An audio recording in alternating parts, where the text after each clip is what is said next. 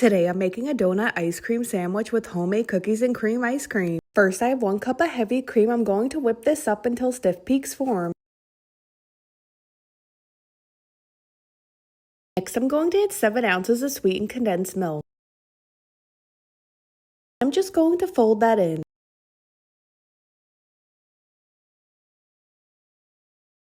Next I have 6 Oreos that I chopped up. I'm going to add that in and fold that in.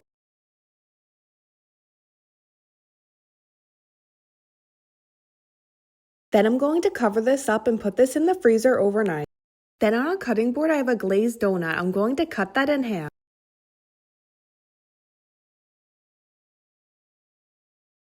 Then I added the donut on a plate. I'm going to add a couple scoops of the cookies and cream ice cream.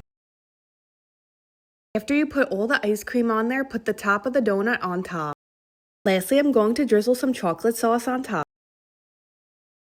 Here's an up close look at the Doughnut ice cream sundae.